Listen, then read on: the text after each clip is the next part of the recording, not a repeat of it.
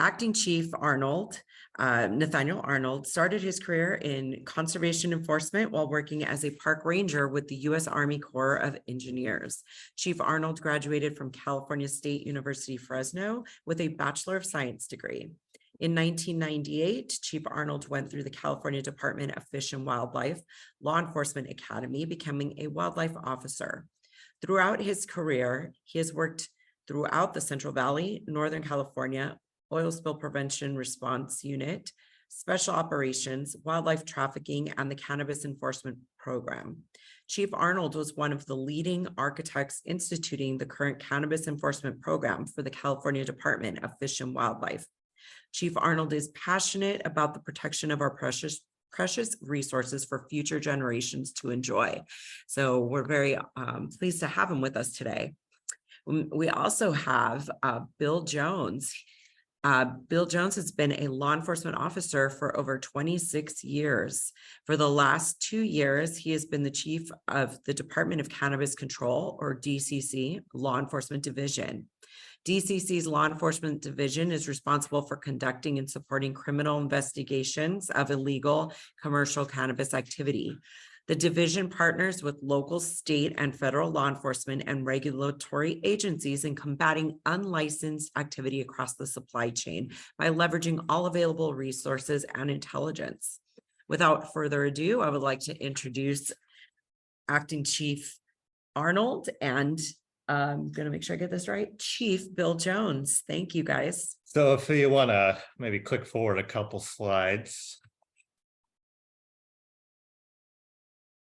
So again, that's what we were going to cover today. So I'll kick it off talking about the Department of Cannabis Control, or DCC.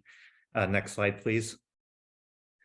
So DCC actually started as an agency in July of 2021. Prior to that, there were 3 different state agencies that had components of regulating and enforcing on the commercial cannabis in California. And in July of 2021, those 3 programs were consolidated, which created the Department of Cannabis Control. Next slide, please. So the Law Enforcement Division, or LED as we refer to ourselves, we're obviously the law enforcement arm of the Department of Cannabis Control. We conduct criminal investigations into illegal commercial cannabis activity. We take the lead on a lot of cases, but we also assist and support local, state, and federal partners with their cases as well. But at the end of the day, we're here to protect public safety and the environment while working on disrupting the illegal cannabis market in California. Next slide. So our focus at DCC with respect to law enforcement is large-scale operators and criminal enterprises engaging in unlicensed activity. So we focus on distribution, manufacturing, retail, and that could be storefronts or deliveries, and indoor cultivations. And then we also support local and state law enforcement partners with outdoor and licensed cultivations. Chief Arnold will get into DFW, but really DFW is the main state agency that focuses on illegal outdoor cultivation. So DCC kind of handles the rest of the supply chain, if you will.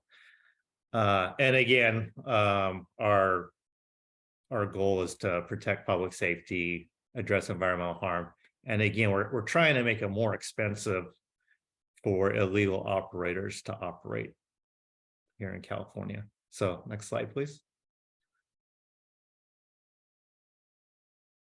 So the DCC Law Enforcement Division, we have 8 field teams. So DCC's Law Enforcement Division structure, it's within the high impact team and the major enforcement team.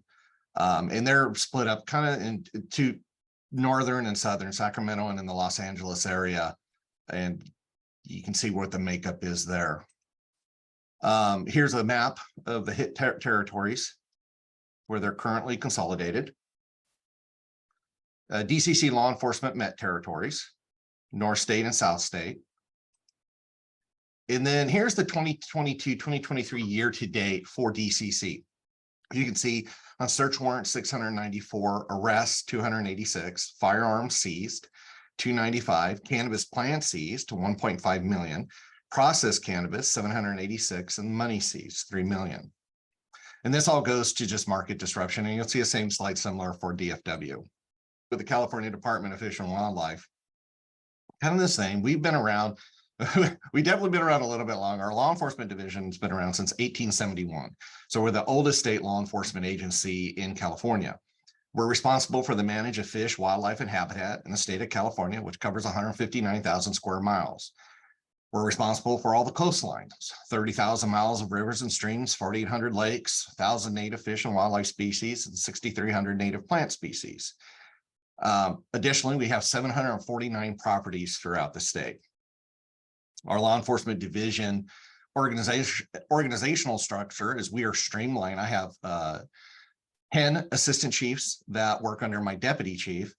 And so there's a whole dedicated program just to this in the law enforcement division. And this is how they're currently structured, with about, obviously 58 line officers, 10 lieutenants that are complementing all of those, either as supervisors or a specialist. Here's our maps as well, and we're more than happy to provide these to you if y'all need them, but it's just how we break up, and know that these maps are free flowing, right? So they're living documents because we can change as the need changes throughout the state of California. Here's the search warrants for the Department of Fish and Wildlife, 1,941, 726 arrests, over 1,100 firearms, cannabis plant seized, 3.8 million, and processed cannabis, 486,000. Again, showing a great amount of market disruption since we have teamed up through the USATEF function. So as we go through the Unified Cannabis Enforcement Task Force, did you want to touch on this, Bill, this part? Yeah, actually, if you cover EPIC, I'll cover USATEF. Okay. So last year, the governor created a multi-agency cross-jurisdictional task force, primarily made up of state agencies, but we have representatives from local and federal entities as well.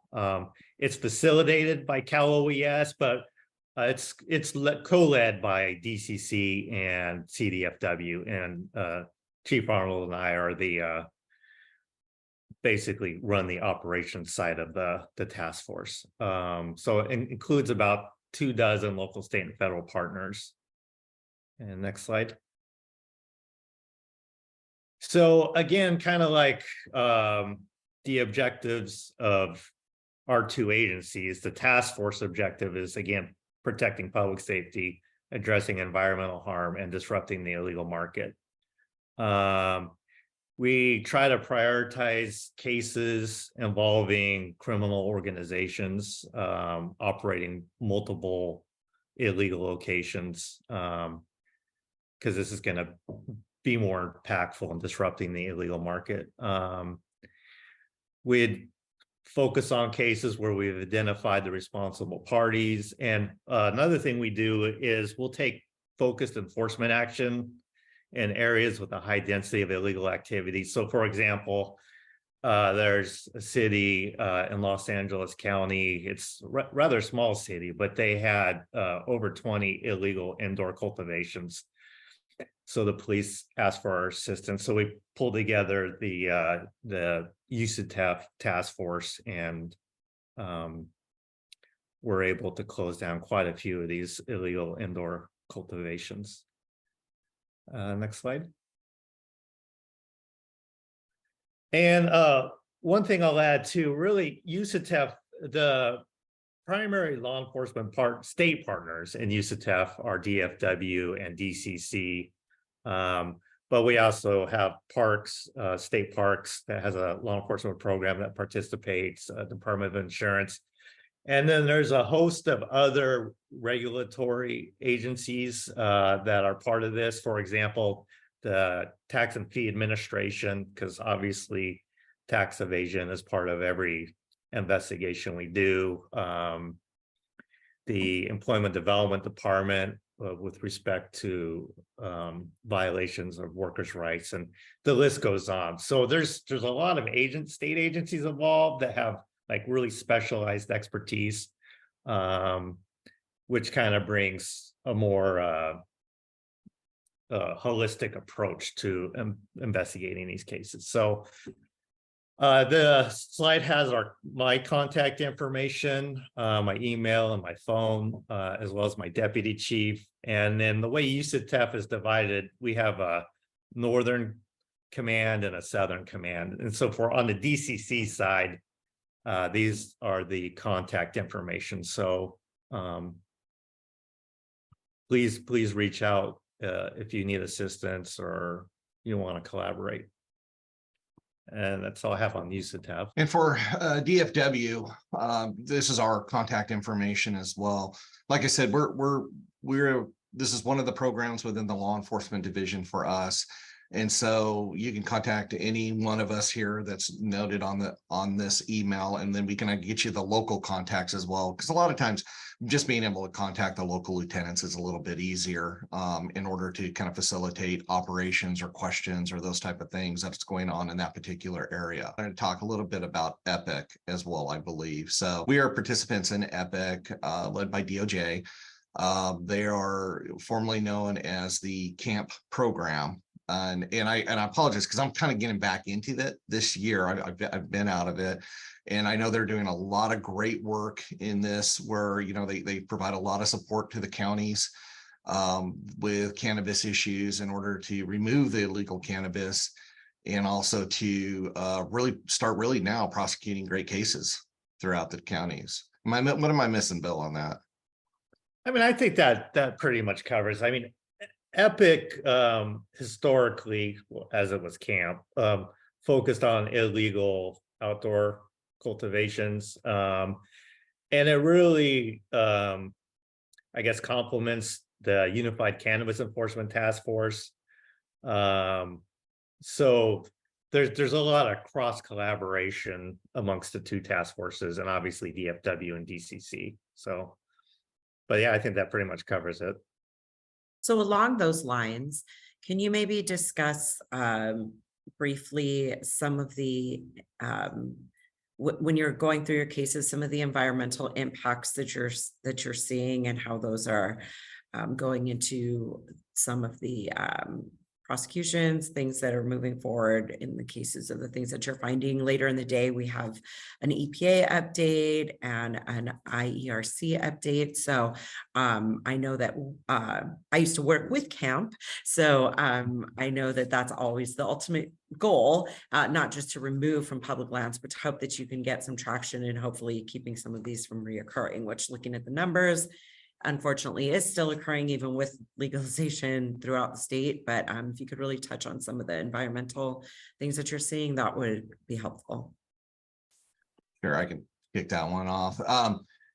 No, definitely. As we saw back when CAMP, we have seen a definite push from public lands over to private lands, right? Which is a little bit different than 10 years ago, which everything was on public lands, and they decimated public lands. And we found that it was very helpful to do the removal of all the infrastructure during that time. I'm sure IERC is going to probably cover a little bit of that as well.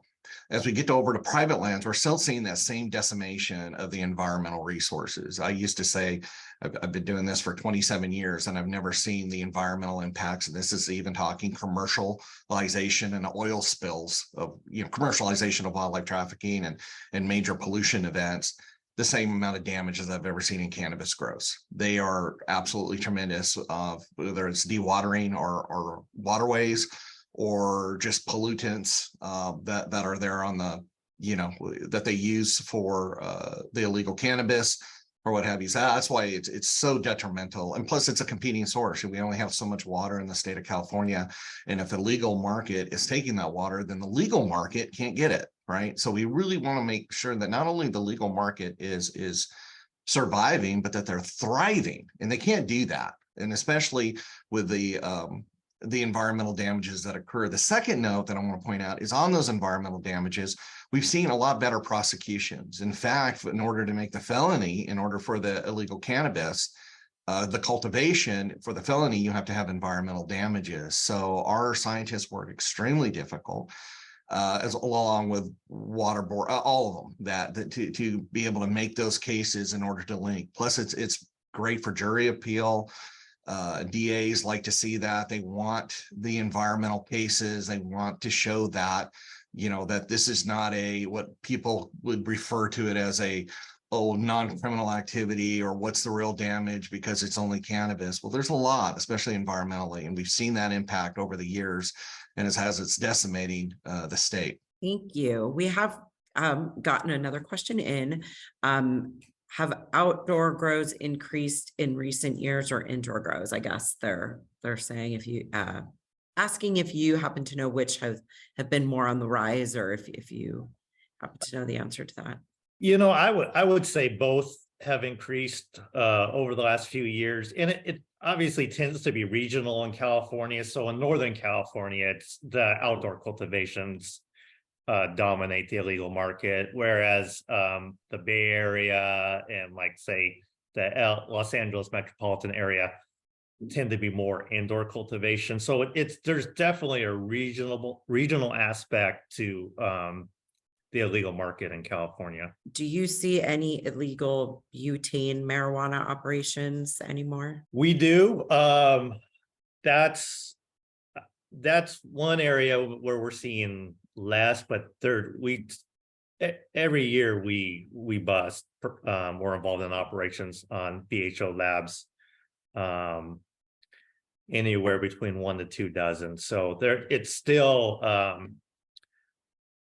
obviously concentrates and edibles are very popular on the market. So there's definitely that demand. So where there's demand, you're going to have operators producing it. All right. Last call for any questions. If not, thank you, gentlemen, for coming on and discussing this. And I think, you know, I always hear people ask about it. Oh, I just got one more. Who oversees complaints of illegal activity? A complaint against a dispensary in San Diego that wasn't listed on the permitted list was turned into the state and city, but no reaction. So DCC, Department of Cannabis Control, would be responsible for retail. We're responsible for all licensed and unlicensed complaints. So if you're not getting a response, feel free to reach out to me or my Southern commander, and we'll admittedly, we receive a lot of complaints. Right now, I think we have over 2,500 cases, active cases. So it's, but if you have an issue in your jurisdiction and you want to talk to someone, please reach out to us, and we're very interested in collaborating with the local and other state agencies.